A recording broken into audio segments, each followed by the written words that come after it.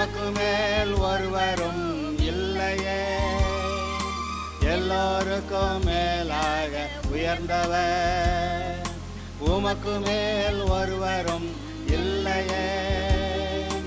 அல்லேலூயா, அல்லேலூயா, அல்லேலூயா, ஆமென். அல்லேலூயா, அல்லேலூயா, அல்லேலூயா, ஆமென்.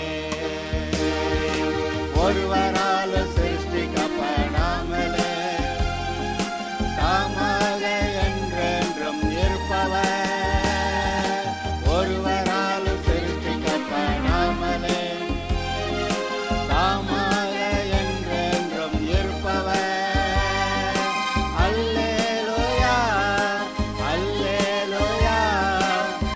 நீதிமொழிகள் புஸ்தகத்தை படித்து கொண்டிருக்கிறோம். முதல் அதிகாரத்தில் 19வது வசனம் வரைக்கும் பார்த்துருக்கிறோம். முதல் 6 வசனங்களிலே இந்த நீதிமொழிகள் புஸ்தகத்திலிருந்து என்னென்ன நன்மைகளை போதனைகளை பெற்றுக்கொள்ளலாம் என்று சொல்லியிருக்கிறது. 7வது வசனத்திலே கர்த்தருக்கு பயப்படுதலே ஞானத்தின் ஆரம்பம் என்று படித்தோம்.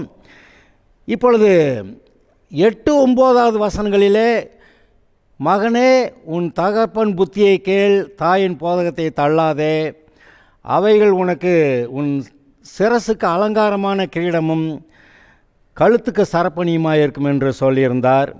பிறகு 10வது வசனத்திலிருந்து 19வது வசனம் வரைக்கும் உன்னுடைய பொருள் தேவைக்காக, பொருளாதாரத்திற்காக பாவிகளோட சேர்ந்து நடக்காதே, அவர்கள் நயங்காட்டினால் நீ அவர்களோட சம்மதியாதே, அவர்களோட வழி நடவாமல் நீ பாதுகாத்துக்கொள் என்று கர்த்தர் சொல்லுகிறார். சரி, இப்பொழுது 20வது வசனம் முதல் கொஞ்சம் வசனங்களை வாசிக்கிறேன். இந்த இடத்துல ஞானம் கூப்பிடுகிறது. இப்போ இந்த செய்தி ஞானம் கூப்பிடுகிறது என்ற தலைப்பில் இன்றைக்கு இப்பொழுது இந்த செய்தியை நாம் பார்க்கலாம். 20வது வசனம் முதல் நான் வாசிக்கிறேன். ஞானமானது வெளியே நின்று கூப்பிடுகிறது, வீதிகளில் சத்தம் இடுகிறது.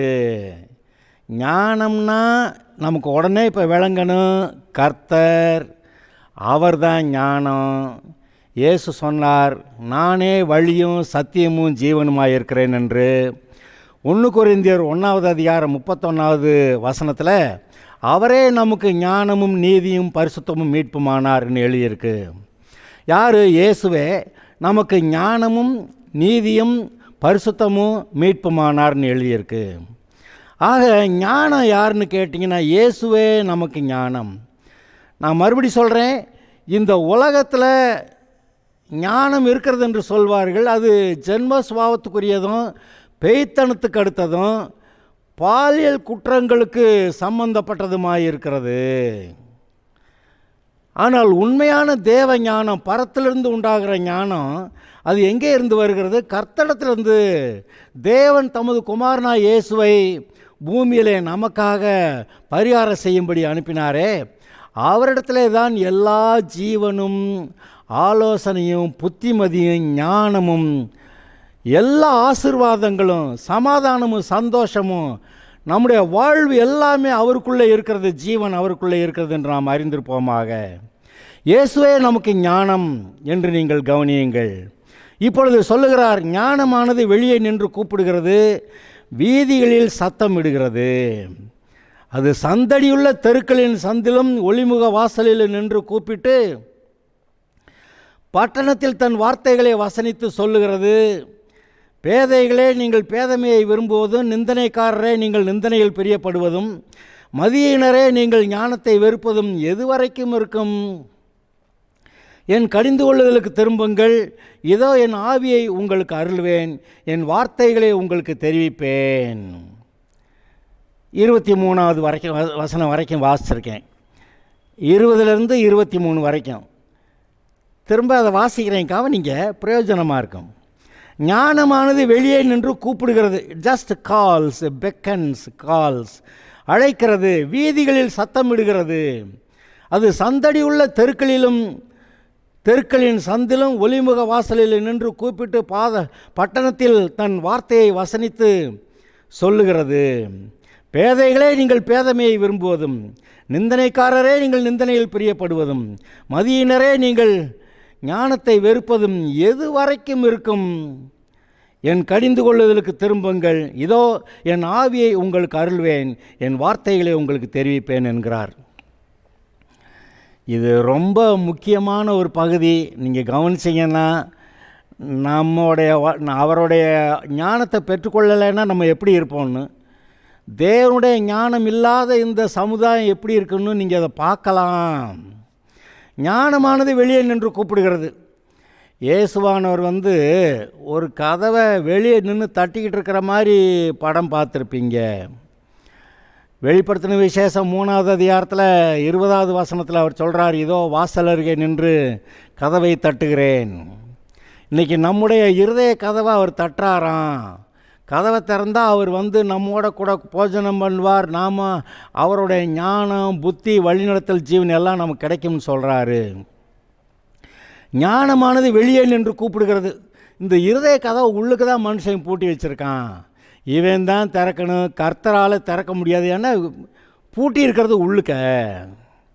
அதனால் அவர் சொல்கிறாரு, வெளியே நின்று கூப்பிடுகிறது, வீதிகளில் சத்தமிடுகிறது.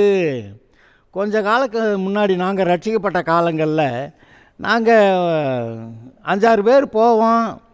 அங்கே ஏதாவது ஒரு தெருவில் நின்று இயேசுவை பற்றி, மனம் திரும்புதலை பற்றி, ரட்சிப்பை பற்றி நாங்கள் பேசுவோம். தெருவாக போவோம். இதை வாசித்தா இங்கே என்ன எழுதியிருக்கு? சந்தடியுள்ள தெருக்களின் சந்திலும் ஒலிமுக வாசலில் நின்று கூப்பிட்டு, அங்கெல்லாம் கேட்குதான். இப்போ தான் சில பிரச்சனைகளை உண்டு பண்ணிட்டாங்க. நான் சர்ச்சை ஆரம்பிக்கிறப்ப கூட மெகாஃபோனை ஒன்று கையில் வச்சுக்கிட்டு கூட ஒரு ஆளை கூப்பிட்டுக்கிட்டு திண்டுக்கல்ல முக்கால்வாசி பகுதி ஒரு தெருவுலையும் போய் பேசியிருக்கேன். எப்படியா பேசுவீங்கன்னா, 3 நிமிஷத்தில் செய்தியை சொல்லி முடிச்சிருப்பேன்.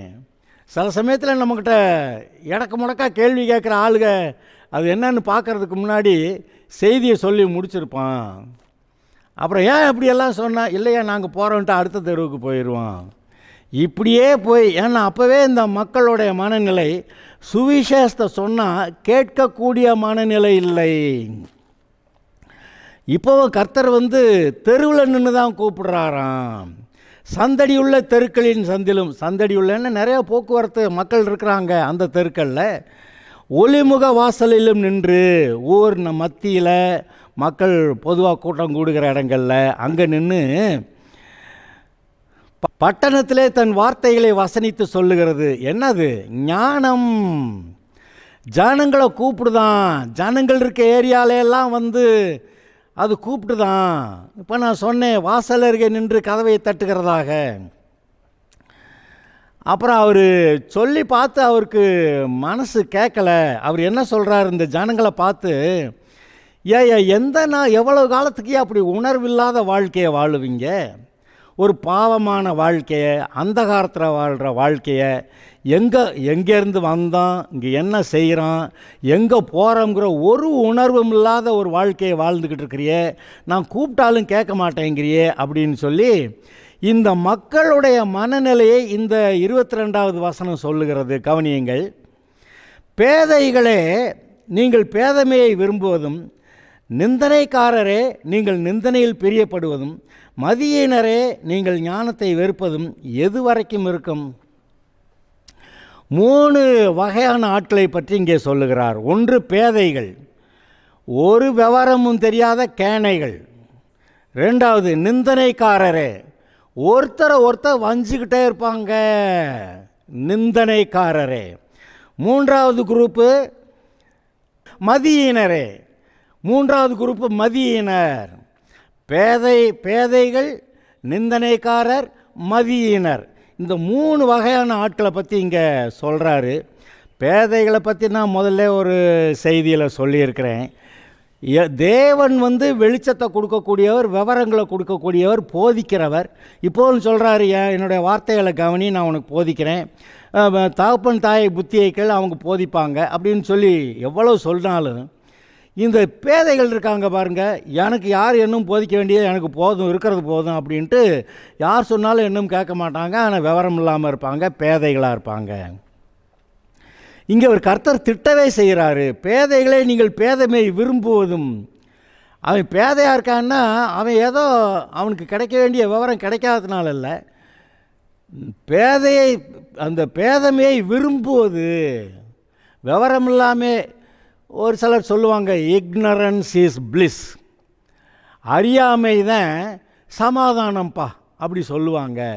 ஆமாம், அந்த உலகத்தில் இருக்கிற பொல்லாத காரியங்களை அறிஞ்சிக்கிட்டால் சமாதானம் இல்லைதான். ஆனால் தேவன் கொடுக்குற விவரங்களை தெரிஞ்சால் அவரே நம்முடைய சமாதானம். நான் என்னுடைய சமாதானத்தை உங்களுக்கு வைத்து போகிறேன்னு சொல்கிறாரு. ஆக பேதைமைங்கிறது இந்த மனிதர்கள் தாங்களாக தங்களுக்கென்று தெரிந்து கொண்டது. they have chosen. அதாவது அவர்கள் பேதமையை விரும்பி ஞானத்தை வெறுத்திருக்கிறார்கள். பேதமையை விரும்பி ஞானத்தை வெறுத்திருக்கிறார்கள். பேதமையை விரும்புறதுங்கிறது எனக்கு எந்த விவரம் யார் எனக்கு சொல்லிக் கொடுக்க வேண்டியதில் போயா அப்படி சொல்லிவிட்டு ஞானம் வேண்டான்னு சொல்லிவிட்டு இந்த ஒரு விவரம் இல்லாத சூழ்நிலையிலே தங்களை வைத்து கொள்ளுகிறவர்கள். அடுத்து நிந்தனைக்காரரே. இங்கே பாருங்கள், அடுத்த குரூப்பு எப்போ பார்த்தாலும் யாரையாவது குறை சொல்லி குற்றம் சொல்லிக்கிட்டே தான் இருப்பாங்க. அரசியல்வாதிகளாக இருந்தாலும் சரி, சினிமா துறையில் இருக்கிறவங்களாக இருந்தாலும் சரி, இந்த ரெண்டு பேரையும் பார்க்குற பொதுமக்களாக இருந்தாலும் சரி, அல்லது வேலை பார்க்குற இடத்துல அங்கே போய் அந்த ஆள் தலைவர் இப்படி இருக்கிறாருன்னு கூட பக்கத்தில் இருக்கிறவங்க பொல்லாத ஆள்கள்னு எல்லாரை பற்றியும் ஏதாவது குறை சொல்லி புலம்பிக்கிட்டு அவங்கள வஞ்சிக்கிட்டே தான் இருப்பாங்க. இதைத்தானே பார்க்குறீங்க நீங்கள். இந்த நிந்தனைக்காரர் கூட்டம் கூடி அவங்களுக்கு அசோசியேஷன் கூட வச்சுக்கிடுவாங்க. என்ன செய்கிறாங்க? அடுத்தவர்களை நிந்திக்கிறார்கள். யார்? தேவனுடைய சாயலில் ரூபத்தில் உண்டாக்கப்பட்டிருக்கிற மற்ற மனுஷனை நிந்திக்கிறார்கள். அது ஒரு விதத்தில் தேவனுக்கு விரோதிகளாய் துரோகிகளாய் மாறிவிடுகிறார்கள். நிந்தனைக்காரரே நீங்கள் நிந்தனையில் பிரியப்படுவதும், மதியினரே நீங்கள் ஞானத்தை வெறுப்பதும் எதுவரைக்கும் இருக்கும்? இந்த மதியினரை பற்றி சொல்கிறாரு. இவங்க ஞானத்தை வெறுத்ததுனால தான் மதியினராக இருக்காங்க. மதியினம்னா புத்தி கெட்டு போய், மதினா புத்தி, மதியீனம்னா புத்தி கெட்டு போய் புத்தி இல்லாமல் எல்லாவற்றையும் தப்பாக செஞ்சு தங்களுக்கே நஷ்டங்களையும் தீங்குகளையும் வருவித்து கொள்ளுகிறவர்கள். இப்போ இந்த 3 குரூப்பை பார்த்து கர்த்தர் சொல்கிறாரு, பேதைகளே நீங்கள் பேதமையை விரும்புவதும், நிந்தனைக்காரரே நீங்கள் நிந்தனையில் பிரியப்படுவதும், மதியினரே நீங்கள் ஞானத்தை வெறுப்பதும் எது வரைக்கும் இருக்கும்? அவர் சொல்கிறாரு, நான் எத்தனை தடவை சொல்லி பார்க்குறேன், நான் கூப்பிட்டு பார்க்குறேன் அப்படி சொல்கிறாரு. ஆக உலக மக்களை பார்த்து தேவனுடைய கணிப்பு, அவர் எப்படி இந்த உலக மக்களை எடை போட்டிருக்கிறாருன்னு பாருங்கள். ஞானமானது வெளியே நின்று கூப்பிடுது, ஞானத்தின்னு அவங்க வீட்டுக்குள்ளே விடலை. தெருக்களில் நின்று சத்தம் போட்டு கூப்பிடுது. ஒளிமுக வாசலில் இருந்து பட்டணத்தில் தன் வார்த்தைகளை வசனித்து சொல்லுகிறது. கூப்பிட்டு சொல்கிறார், ஏ பேதைகளே, ஏ நிந்தனைக்காரரே, ஏ மதியினரே, நீங்கள் பேதமையை விரும்புவதும் நிந்தனையில் பிரியப்படுவதும், அதான் அடுத்தவனை வைக்கிறதுனா அப்படி சந்தோஷம் உங்களுக்கு அதானே நிந்தனையில் பிரியப்படுவது. அடுத்து மதியினரே நீங்கள் ஞானத்தை வெறுப்பதும் எது வரைக்கும் இருக்கும்? அடுத்த வசனத்தை கவனிங்க. என் கடிந்து கொள்ளுதலுக்கு திரும்புங்கள், இதோ என் ஆவியை உங்களுக்கு அருள்வேன், என் வார்த்தைகளை உங்களுக்கு தெரிவிப்பேன். பாருங்க, சொல்கிறாரு என்னுடைய கடிந்து கொள்ளுதலுக்கு. கடிந்து கொள்ளுதல்னா என்ன? ஏ தம்பிங்க வா அப்படின்னா உடனே வைக்கிறதுன்னு அர்த்தமா? இல்லை. ஏய் தம்பி விடா ஒன்னே தாண்டா வா அப்படின்னு சொன்னால் அப்புறமும் போகிறேன் டேய் அப்படின்னு கூப்பிடுவாங்க. நான் சொன்னால் கவனிக்க மாட்டியா அப்படின்னு கேட்பாங்க. என்னுடைய கடிந்து கொள்ளுதலுக்கு திரும்புங்கள் அப்படின்னா என்ன அர்த்தம்? ஏற்கனவே எத்தனையோ சொல்லி அவங்க கேட்கவும் இல்லை, திரும்பி பார்க்கவும் இல்லை, கவனிக்கிறதுக்கு ரெடியாகவும் இல்லை. என் கடிந்து கொள்ளுதலுக்கு திரும்புங்கள், இதோ என் ஆவியை உங்களுக்கு அருள்வேன். என்னுடைய ஆவியை பாருங்கள், தேவன் ஜீவன் உள்ளவர். அவருக்கு சமாதான நிறைவாய் உண்டு, சந்தோஷ நிறைவாய் உண்டு, சகல நன்மைகளை செய்ய திராணி உள்ளவர், நல்லவர், மட்டுமல்ல வல்லவர். அவர் சொல்கிறார், என்னுடைய ஆவியை நான் உனக்கு தருவேன். என்னை போல நீ வாழ்கிறதுக்கு என்னுடைய ஆவியை உனக்கு தர்றேன். நீ சமாதானமாக வாழ, நீ சந்தோஷமாக வாழ, ஒரு குறைவுமின்றி வாழ, நீ ஆசீர்வாதமாக வாழ, உனக்கிட்ட இருக்கிற இப்போ இருக்கிற ஆவியானது அது உனக்கு உதவி செய்யாது. ஆனால் நான் என்னுடைய ஆவியை தர்றேன், என் வார்த்தைகளை உங்களுக்கு தெரிவிப்பேன். பாருங்கள், இந்த ரட்சிக்கப்படாத மக்கள் சொன்னேன் பார்த்தீங்களா, பேதைகளாக இருக்கிறாங்க, நிந்தனைக்காரராக இருக்கிறாங்க, மதியினராக இருக்கிறாங்க. இவங்களை கூப்பிட்டு நீங்கள் வாங்க, என்னுடைய ஆவியை தருவேன், என்னுடைய கடிந்துகளுக்கு திரும்புங்கள், என்னுடைய ஆவியை தருவேன், என் வார்த்தைகளை உங்களுக்கு தெரிவிப்பேன். தேவன் ஆதியிலே பாருங்கள் வார்த்தை இருந்தது, அந்த வார்த்தை தேவனிடத்தில் இருந்தது, அந்த வார்த்தை தேவனாக இருந்தது. அவருடைய வார்த்தையவே நமக்கு தர்றேன்றாரு. அவருக்குள் ஜீவன் இருந்தது, அந்த ஜீவன் மனுஷருக்கு ஒளியாக இருந்தது. அந்த ஜீவன், அந்த ஒளி இருளிலே பிரகாசிக்கிறது, இருளானது அதை பற்றி கொள்ளவில்லை. அப்படியெல்லாம் எழுதியிருக்கு பார்த்தீங்களா. இப்போ அவர் சொல்கிறாரு, என் வார்த்தைகளை உங்களுக்கு தருள்வேன், உங்களுக்கு தெரிவிப்பேன்கிறாரு. அதாவது இந்த ஞானம்னு ஆரம்பித்த பார்த்தீங்களா, ஞானமானது வெளியே நின்று கூப்பிடுகிறது. அது இயேசுவை தானே சொல்லியிருக்கு, அவர் வார்த்தையாக தானே இருக்கிறாரு. அந்த வார்த்தை சொல்லுகிறது, என்னுடைய வார்த்தையை தர்றேன், என்னுடைய ஆவியை தர்றேன், நீ என்னை மாதிரி வாழ்வதற்கு தேவையான ஆவியையும் வார்த்தையும் நான் தர்றேன் அப்படின்னு சொல்கிறாரு. இதை இந்த மாதிரி புரிஞ்சிருக்கிறது தான் சரி. சும்மா ஏதோ வாசிச்சங்க, என் ஆவியை தர்றேன்னாரு, வார்த்தைகள் அருள்வேன்னாரு. உண்மையாகவே அவரை போல வாழ்வதற்கு தேவையான ஆவியின் அபிஷேகமும் வார்த்தையும் கொடுப்பேன்ருக்கிறாரு. 24:25, நான் கூப்பிட்டும் நீங்கள் கேட்க மாட்டோம் என்கிறீர்கள், நான் என் கையை நீட்டியும் கவனிக்கிறவன் ஒருவனும் இல்லை, என் ஆலோசனையெல்லாம் நீங்கள் தள்ளி என் கடிந்து கொள்ளுதலை வெறுத்தீர்கள். இவரோட அனுபவத்தை சொல்கிறாரு. நான் கூப்பிட்டும் நீங்கள் கேட்க மாட்டேன் என்கிறீர்கள். டேய் தம்பி தம்பி தம்பின்னா அவன் பாட்டு போயிட்டே இருக்கான், திரும்பி பார்க்கவே இல்லை. என் கையை நீட்டியும் கவனிக்கிறவன் ஒருவனும் இல்லை. ஏய் தம்பின்னு கையை அது சும்மா கூப்பிடுறது வேற, தம்பி அப்படின்னு கை நீட்டுறது வேற. கையை நீட்டியும் கவனிக்கிறவன் ஒருவனும் இல்லை. திரும்பி பார்க்க மாட்டேங்கிறான், கவனிக்க மாட்டேங்கிறான். கூப்பிடுறது கர்த்தர், ஜீவனுடையவர். அவர் அந்த ஜீவன் உடையவராக மாத்திரமில்ல, நான் உனக்கு தான் தர்றேன் அப்படின்னு சொல்கிறவர்.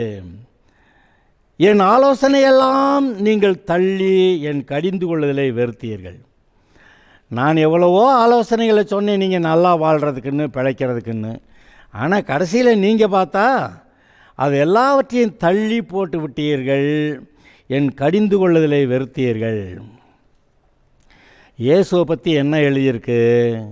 ஏசாயா 53 அவர் அசட்டை பண்ணப்பட்டவரும் பாடு அனுபவித்தவருமாக இருந்தார். அவரை பற்றி யாரும் திரும்பி பார்க்க ரெடி இல்லை.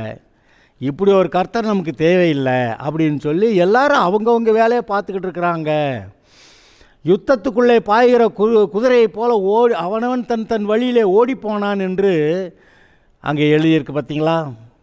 ஆக எல்லாரும் அவனவனுடைய வழியில் சரி எங்கே தான் போகிறாங்க அப்படின்னு பார்த்தா, இங்கே போனால் ஒரு சாவு, இங்கே போனால் ஒரு ஆக்சிடெண்ட்டு, இங்கே போனால் ஒரு கொள்ளையடிக்கிறது, அவனா கொள்ளையடிச்சிட்டு போயிடுறான், இங்கே போனால் ஏதாவது தீங்குகளிலே மாட்டிக்கொள்ளுகிறார்கள். ஆனால் அவங்க நினைக்கிறாங்க இதுதான் வாழ்க்கை, அங்கே போனால் அதை என்ஜாய் பண்ணலாம், இங்கே போனால் இதை என்ஜாய் பண்ணலாம். ஆக பிசாசு காட்டுகிற எல்லா ஆலோசனைகளிலும் வாழ்க்கை அனுபவிக்கலாம், இன்பத்தை அனுபவிக்கலாம் அப்படின்னு சொல்லி பிசாசு கூப்பிடுறான். அதை கேட்டு நம்பி கர்த்தர் சொல்கிறத கூப்பிடுறத கேட்கறதுக்கு இவங்க ஆளுங்க ரெடி இல்லை. இங்கே அவனவன் பிசாசு, அந்த பிசாசு கூப்பிடுது, இங்கே இந்த பிசாசு கூப்பிடுது அப்படின்னு சொல்லி எல்லாரும் எல்லா பக்கமும் ஓடி போனாக்க பக்கத்தில் கர்த்தர்கிட்ட ஒருத்தனை கூட காணாம். என் ஆலோசனையெல்லாம் நீங்கள் தள்ளி என் கடிந்து கொள்ளுதலை வெறுத்தீர்கள். நான் கூப்பிட்டு நீங்கள் கேட்க மாட்டோம் என்கிறீர்கள். நான் என் கையை நீட்டியும் கவனிக்கிறவன் ஒருவனும் இல்லை. இப்போ கர்த்தருக்கு கோபம் வந்துருச்சு. கோபம் வந்த ஒரு பாடு இப்போ என்ன சொல்கிறாரு? 26, 27, 28 வசனங்களை வாசிக்கிறேன். ஆகையால் நானும் உங்கள் ஆபத்து காலத்தில் நகைத்து நீங்கள் பயப்படும் காரியம் வரும்போது ஆகடியம் பண்ணுவேன். இங்கே பாருங்கள், இந்த காசை கொடுத்தாவது இந்த வேலையை வாங்கிடலாமா அப்படின்னு போவாங்க. அந்த காசை கொடுத்துட்டு வேலை கிடைக்குமோ கிடைக்காதோன்னு பயந்துக்கிட்டு இருப்பாங்க. கடைசிக்கு காசும் போய் வேலையும் போய் உட்காந்துருப்பாங்க. இதெல்லாம் பார்க்கத்தானே செய்கிறீங்க. இப்படி ஆபத்து வரும்போது இப்போ எத்தனையோ தடவை சொல்லி பார்த்தாரு, கூப்பிட்டு பார்த்தாரு, கையை நீப்பிட்டு பார்த்தாரு, கடிந்து கொண்டு பார்த்தாரு. ஒன்று இந்த ஆட்கள் கவனிக்கலை. இப்போ இவருக்கு கோபம் வந்துருச்சு.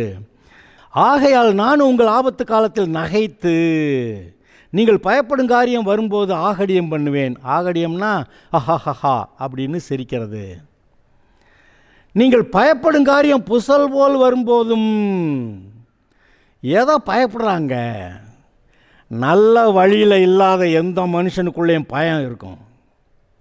நீதிமான் சிங்கத்தை போல தைரியமாக இருக்கிறான். ஆனால் பாவிகள் நிச்சயமாக பயப்படுவாங்க. இந்த உலகத்தில் இருக்கிற மனிதர்களுக்கு, பாவத்தில் வாழுகிறவர்களுக்கு மரண பயம் இருக்கிறது. ஆனால் ரட்சிக்கப்பட்டவர்களுக்கு மரண பயம் இல்லை. இந்த உலகத்தில் கண்ணை மூடுனா நான் பரலோகத்தில் அங்கே இருப்பேன். ஆதலால் இந்த பயம் பாருங்க, இது ஒரு பெரிய பொல்லாதது. இது பிசாசினால் உண்டாகிறது. இந்த பிசாசோட ஆலோசனை கேட்டு அந்த தீமைகளில் இறங்கும்போது அந்த பயம் நம்மை பிடித்து கொள்ளுகிறது. பயம் பிடிச்சிக்கிச்சா பிசாசு பிடிச்சிக்கிச்சா? பயத்தின் மூலமாக பிசாசு உங்களை பிடித்து கொள்ளுகிறது. நான் சொல்கிறேன், இப்போ ஏதாவது ஒரு இதில் பயந்துக்கிட்டே கிடக்கிறீங்களா? அந்த பயத்தின் மூலமாக ஒரு பிசாசு உங்களை பிடித்திருக்கிறது என்று நான் உங்களுக்கு சொல்லுகிறேன். அந்த பொல்லாத காரியங்களை விட்டு மனம் திரும்பி கர்த்தரிடத்தில் வந்து அவரிடத்தில் அறிக்கை செய்து மன்னிப்பு நீங்கள் பெற்றால் ஒழிய அந்த பயத்திலிருந்து உங்களால் விடுதலையாக முடியாது என்று நான் உங்களுக்கு சொல்லுகிறேன்.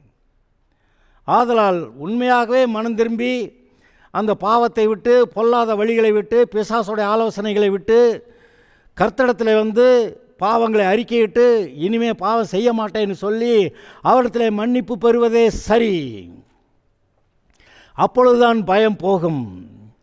அது சொல்கிறாரு பாருங்க, துன்மார்க்கருடைய ஆலோசனையின்படி நடவாமல், பாவிகளுடைய வழியில் நில்லாமல், பரியாசக்காரர் உட்காரும் இடத்துல உட்காராமல், கர்த்தருடைய வேதத்திலே பிரியமாயிருந்து இரவும் பகலும் மேலே தியானமாயிருக்கிற மனுஷன் பாக்கியவான்.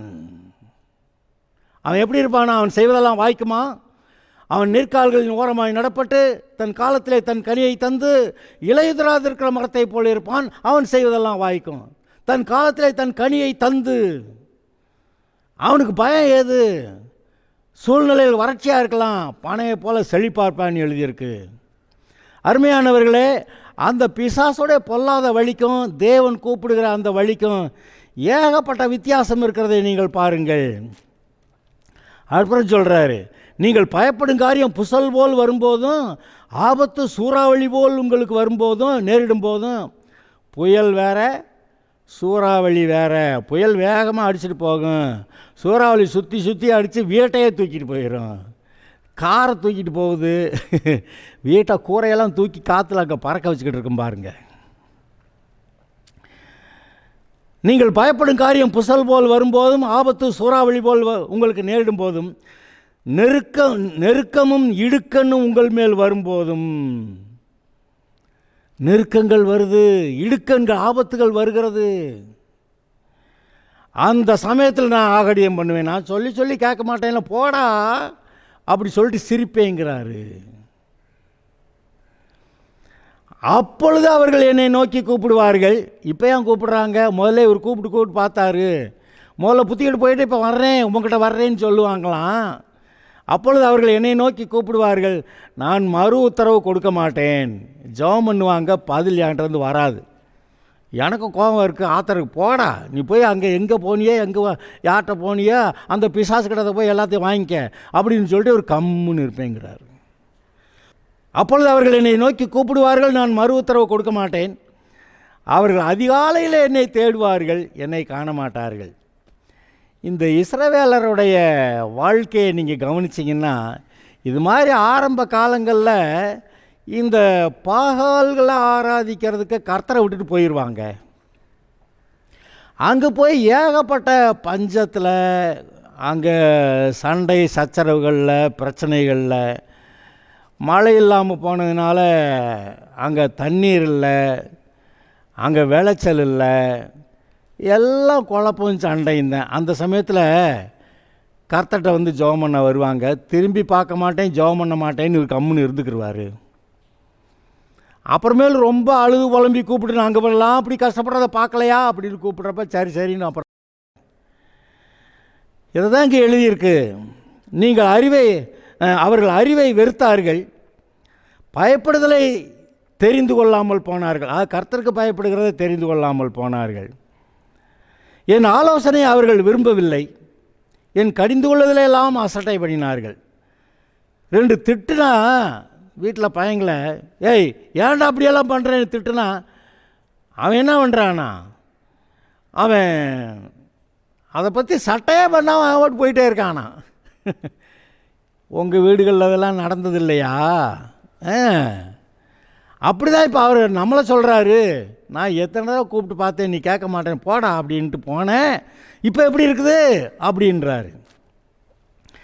ஆகையால் அவர்கள் தங்கள் வழியின் பலனை புசிப்பார்கள், தங்கள் யோசனைகளினால் திருப்தி அடைவார்கள். அவங்க எங்கெங்கே போனாங்களோ அதில் என்னென்ன கிடைச்சதோ பலன் அதை புசிப்பார்கள், தங்கள் யோசனைகளினாலே திருப்தி அடைவார்கள். இதை கவனிச்சிருக்கீங்களா? அப்படி செய்யணும் இப்படி செய்யணும்னு இந்த யோசனை பண்ணிக்கிட்டே இருப்பாங்கள்ல, அந்த யோசனை பண்ணுறப்ப அவங்களுக்கு மனசு திருப்தியாக இருக்கும். இப்படி செஞ்சு அப்படி சம்பாதிச்சு அப்படி வாழ்ந்து இப்படியெல்லாம் உயர்ந்தரணும் அப்படின்னு கணக்கு போட்டு யோசனை பண்ணிக்கிட்டே அந்த யோசனைகளில் திருப்தி ஆவாங்க. ஆனால் உண்மையிலே அங்கே ஒன்றும் அவங்களுக்கு ஆசீர்வாதத்துக்கு இருக்காது, திருப்தி இருக்காது. குறைவுபட்டு தாகத்தினாலும் பஞ்சத்தினாலும் அடிபட்டு கிடப்பாங்க. பத்தாவதுக்கு சத்துருக்களுடைய கொள்ளையடுதலும் அவர்களால் சிறைப்பிடித்து போகப்படுகிறதும் உண்டாகியிருக்கும். அது எவ்வளோ பயங்கரம் பாருங்கள். வியாதிகள்னால, தரித்திரத்தினால, கடன்களில் எவ்வளோ வேதனையில் இருப்பாங்க பாருங்கள். பேதைகளின் மாறுபாடு அவர்களை கொல்லும், மூடரின் நிர்விசாரம் அவர்களை அழிக்கும். பேதைகளின் மாறுபாடுன்னு என்ன? இவர் ஒன்று சொன்னால் அவங்க ஒன்று சொல்கிறது, மாறுபட்டு பேசுறது. கர்த்தர் பேசுகிற காரியங்களை விட்டு மாறுபட்டு பேசுறது, அதான் மாறுபாடு. பேதைகளின் மாறுபாடு அவர்களை கொல்லும், மூடரின் நிர்விசாரம் அவர்களை அழிக்கும். மூடர் தேவனற்றவர்கள், அதாவது தேவன் கொடுக்குற ஞானத்தை அறிவை பெற்றுக்கொள்ள மாட்டேன்னு மூடத்தனமாக வாழுகிறவர்கள். மூடர்களின் நிர்விசாரம்னா எதை பற்றி எனக்கு கவலை இல்லைப்போ, கடவுளாவது அவருடைய ஆலோசனையாவது அவருடைய ஆசீர்வாதமாவது இங்கே நல்லா ஒழுங்கார், எதை பற்றி என்கிட்ட பேசாத போயா அப்படி சொல்லுவாங்க. நிர்விசாரம் அது அவர்களை அழிக்கும். ஆனால் எனக்கு செவி கொடுக்கிறவன் எவனோ அவன் விக்கினமின்றி வாசம் பண்ணி ஆபத்துக்கு பயப்படாமல் அமைதியாக இருப்பான். இது எப்படி? எவ்வளவு ஆபத்து வந்தாலும் இவன் எப்படி அமைதியாக இருக்க முடியுது? கர்த்தருடைய பிரசன்னம் இருக்குது, அவருடைய பாதுகாப்பு இருக்குது, அவருடைய ஆசீர்வாதம் இருக்குது. அதனால் என்ன புயல் அடித்தாலும் சரி, சூறாவளி அடித்தாலும் சரி, எவ்வளவு சத்துருக்கள் வந்தாலும் சரி, கர்த்தருடைய பாதுகாப்பு இவனுக்கு இருக்கிறது, கர்த்தருடைய ஆசீர்வாதம் இவனுக்கு இருக்கிறது.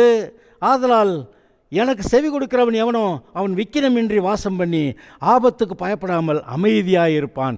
சமாதானம். வெளியே எவ்வளவு குழப்பங்கள் பயங்கரங்கள்லாம் இருக்கலாம், ஆனால் இருதயம் அமைதியாக இருக்கும். அப்படிப்பட்ட ஒரு நல்ல வாழ்க்கையை தேவன் நமக்கு கொடுக்கிறார். ஆதலால் அருமையானவர்களே, ஞானம் கூப்பிடுகிறது, தெரு சந்திகளில் நின்று கூப்பிடுகிறது, அது ஊர் மத்தியில் நின்று கூப்பிடுகிறது. அவர் கை நீட்டு கூப்பிடுறாராம், அவரை சத்தத்துக்கு கவனிக்கணுமா. அப்படி இல்லைன்னாக்க பயப்படுகிற காரியம் வரும்போது அவர் நம்மளை பார்த்து ஆகடியம் பண்ணுவாராம். நம்மெல்லாம் அறிவை வெறுக்கிறதுனால அதெல்லாம் வர்ற பிரச்சனைன்னு சொல்கிறாரு. ஆனால் அவருடைய வார்த்தைகளுக்கு கவனிக்கும்போது விக்கினமின்றி வாசம் பண்ணி ஆபத்துக்கு பயப்படாமல் அமைதியாக இருப்பான். அல்லேலூயா. நீங்கள் இப்படி வாழுவதே கர்த்தர் விரும்புகிறார். கர்த்தர் உங்களை ஆசீர்வதிப்பாராக.